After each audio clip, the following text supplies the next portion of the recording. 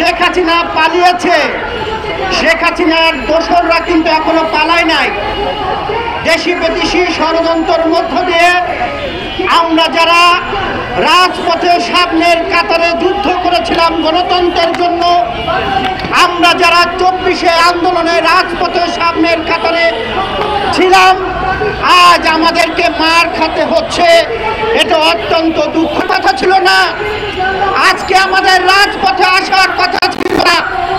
আজকে আমরা ভেবেছিলাম 5ই আগস্টের পরে একটি সরকার, তারা জনগণের সরকার, কিন্তু এই সরকারের মধ্যে কিছু মহল, কিছু উপদেষ্টারা নানান রকম দেশি বিদেশি ষড়যন্ত্র করে আমরা যারা এই বিপ্লবের সামনের কাতারে থেকে নেতৃত্ব দিয়েছি তাদেরকে বিতর্কিত করার জন্য তারা নানানমুখী ষড়যন্ত্র করছেন।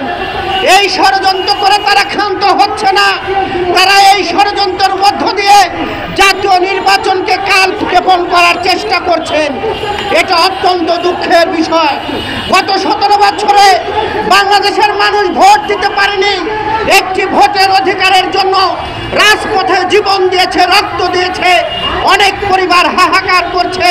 তার স্বামী হারানোর বেদনা, বাবা হারানোর বেদনা, সন্তান হারানোর বেদনা।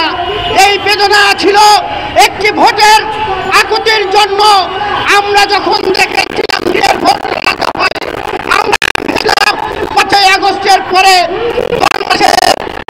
নির্বাচন হবে, যেই নির্বাচনের মধ্য দিয়ে বাংলাদেশের মানুষ একটি ভোট দিতে পারবে, গণতান্ত্রিক সরকার ব্যবস্থা তারা প্রতিষ্ঠা করতে পারবে। অন্তর্বর্তী সরকারের মধ্যে ভূত আছে, যেই ভূত দেশে বিদেশে ষড়যন্ত্র করে দেশের মধ্যে অশান্তি করার চেষ্টা করছে।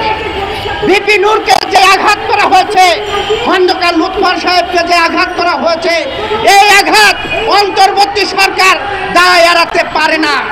এই সকল ষড়যন্ত্রের সাথে অন্তর্বর্তী সরকারের কিছু উপদেষ্টারা জড়িত।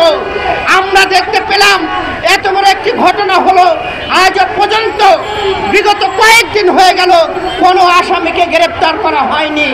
তার মানে এখানে বোঝা যাচ্ছে অন্তর্বর্তী সরকারের মধ্যে ভূত আছে।